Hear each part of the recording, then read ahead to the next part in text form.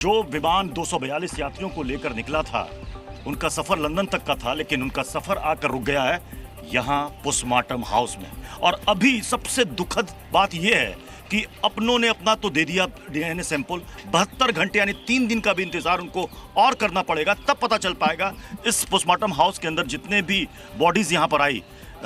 और बहुत ही स्थिति जो बॉडीज की थी, बहुत ही किसी के हाथ, किसी के पैर, और कोई भी बॉडी बता रहे हैं कि सही सलामत अवस्था में नहीं थी। इसलिए डीएनए सैंपल अलग अलग सभी पार्ट्स का किया गया। अब देखना है कि किसका किससे मिलान किया जाता है। लेकिन एक बड़ी अपडेट आपको दे देते हैं, प्रधानमंत्री नरेंद्र मोदी अहमदाबाद पहुंच चुके हैं और इसी सिविल हॉस्पिटल में प्रधानमंत्री नरेंद्र मोदी आएंगे। जितने भी लोग यहाँ पर एडमिट हैं उनसे मुलाकात करेंगे, क्योंकि जहाँ पर जिस रिहायशी इलाके में जहाँ ये विमान क्रैश हुआ था, वहाँ पर डॉक्टर्स की कॉलोनी थी, हॉस्टल था जहाँ पर डॉक्टर्स रहते थे। और वहाँ पर कहा जा रहा है कि हालांकि अभी तक कैजुअलिटी का ऑफिशियल आंकड़ा नहीं आया है, लेकिन जो लोग बता रहे हैं कि वहाँ पर मरने वालों का आंकड़ा बढ़ भी सकता है, क्योंकि वहाँ पर फैमिलीज भी रहती थी, रेजिडेंट डॉक्टर्स भी रहते थे और उस वक्त लंच का टाइम था, लोग हॉस्टल में खाना खा रहे थे जिस वक्त वो विमान वहाँ पर हॉस्टल के उस हिस्से से टकराया। और उसके बाद एक बड़ा धमाका हुआ, 1.25 लाख लीटर फ्यूल था जिसने एक आग के गोले को बनाया और उसने पूरे कैंपस को अपने चपेट में ले लिया। ब्रजेश भी हमारे साथ मौजूद है और ब्रजेश उसी जगह पर मौजूद हैं जहां पर विमान क्रैश किया था।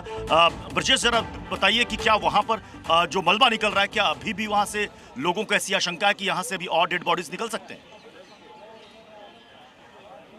देखिए, कल रात में तकरीबन 11 बजे आखिरी बार इस मलबे से, इस बिल्डिंग के पीछे जो पूरा का पूरा जो इलाका था जहां पे ये पूरा हादसा हुआ, वहां से कुछ जो शरीर के जो हिस्से थे, टुकड़े थे, वो यहां पर मिले थे। सामने अगर आप देखें तो अभी भी जली हुई इमारतें आपको सामने दिखाई देंगी। रेस्क्यू का काम रात में पूरा कर लिया गया था। मलबे हटाने का जो काम है वो अभी चल रहा था, लेकिन फिलहाल चूंकि प्रधानमंत्री के मूवमेंट की वजह से यहाँ पर सिक्योरिटी बहुत ज़्यादा बढ़ा दी गई है। लेकिन इस बीच चुनौती प्रत्युष अभी खत्म नहीं हुई है। अस्पताल की अगर हम बात करें तो जो लोग अस्पताल में भर्ती हैं, जो जले हुए हालत में भर्ती हैं, जिनका इलाज किया जा रहा है, उनको बचाना बहुत बड़ी चुनौती इस वक्त बना हुआ है, क्योंकि उसमें से ज़्यादातर लोग ऐसे हैं जो 50%, 60% तक जले हुए हैं और ऐसे में इलाज बेहद जरूरी और उसी दिशा में लगातार आगे कदम बढ़ाया जा रहा है। लेकिन अगर ये मौके की मैं बात करूं आपको, तो सिक्योरिटी के लेयर्स अगर आपको दिखाता हूं मैं,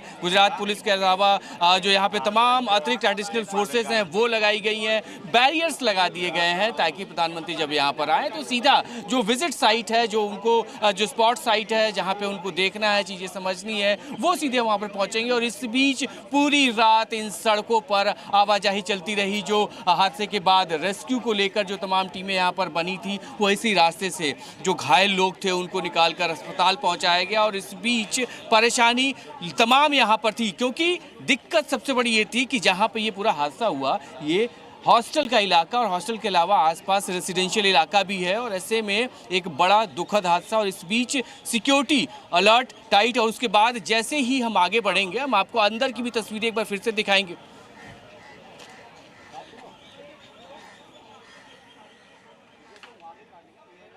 तो ब्रजेश हमें बता रहे हैं कि जब वो अंदर जाएंगे और वहाँ की स्थिति दिखाएंगे, क्योंकि कल रात को हमने कई सारी रिपोर्ट्स वहाँ पर भेजी, लेकिन सुबह के वक्त क्या उस मलबे के अंदर और भी बॉडीज हो सकती है, जो आशंका जाहिर की जा रही है, ये जब अंदर मलबा पूरी तरीके से साफ होगा तब पता चलेगा। लेकिन फिलहाल आप देखिए यहाँ पर सिविल हॉस्पिटल के पोस्टमार्टम हाउस के बाहर यहाँ पर पुलिसकर्मी यहाँ पर मौजूद है, मेडिकल स्टाफ यहाँ पर मौजूद है, बाकायदा रजिस्टर यहाँ पर मेंटेन किया जा रहा है। जो भी परिवार यहाँ पर आ रहे हैं, जैसे जिन्होंने अपना डीएनए सैंपल दे दिया है, वो अभी भी कई परिवार ऐसे हैं जो यहाँ पर आ करके उनको इंतज़ार है कि जल्द से जल्द रिपोर्ट आ जाए। जबकि यहाँ पर मेडिकल स्टाफ ने उनको सबको समझाया कि 72 घंटे का आपको इंतज़ार 72 घंटे का उनको इंतज़ार करना पड़ेगा। इस बीच आपको अपडेट ये भी दे देते हैं कि टाटा ग्रुप ने ऐलान कर दिया है कि मृतकों के परिवार वालों को 1 करोड़ रुपए का वो मुआवजा देंगे, अपनी तरफ से आर्थिक सहायता देंगे। टाटा ग्रुप की तरफ से ये भी कहा गया है कि जो नुकसान पहुंचा है इस कैंपस को, जो हॉस्टल में, और उसमें जो मरम्मत में जो भी खर्च होगा उससे भी वो बेयर करेगी, यानी कि टाटा ग्रुप उसका भी खर्च उठाएगी।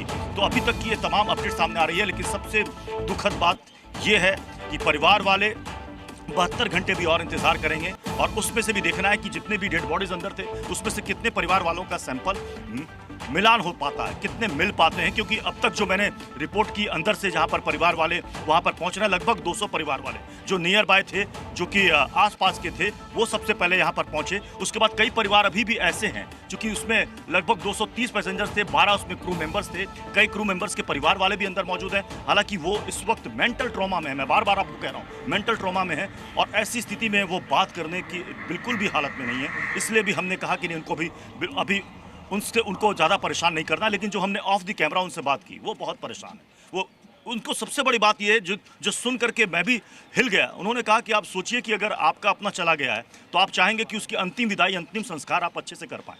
हमें ये भी तक नहीं मालूम है कि हमें बॉडी के रूप में मेरे अपने का कौन सा हिस्सा मिलेगा, उसे वो यहाँ से लेकर जाएंगे जिसका वो अंतिम संस्कार करेंगे। अगर 72 घंटे के बाद उनका डीएनए इन बॉडीज़ के जो हिस्से हैं उनसे मिलान कर पाए, 72 घंटे उनके लिए बहुत क्रूशियल है, बहुत ही कठिन है, बहुत ही मुश्किल है। रो रो कर उनका बुरा हाल है।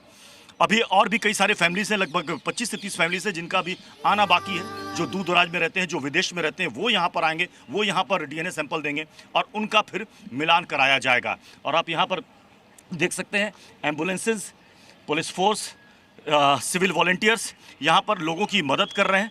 और यहाँ पर पोस्टमार्टम हाउस में चूंकि सिर्फ वही बॉडीज़ नहीं रखी गई हैं, बाकी भी जो केसेस से जुड़ी जो बॉडीज़ हैं वो भी यहाँ पर रखी गई हैं। इसलिए यहाँ पर कोई इस तरह का पैनिक क्रिएट ना हो, इसलिए इस व्यवस्था को यहाँ पर सुचारू रूप से चलाने की कोशिश भी की जा रही है ताकि यहाँ पर बहुत ज़्यादा भीड़ और गैदरिंग ना हो। आपको ये भी बता दें कि हमने सुबह यहाँ पर जब हम यहाँ पर आए तो उस वक्त डीएनए सैंपल्स को लेकर गाड़ी रवाना हो रही थी, वो उस वक्त भी हमने रिपोर्ट की थी। Z News.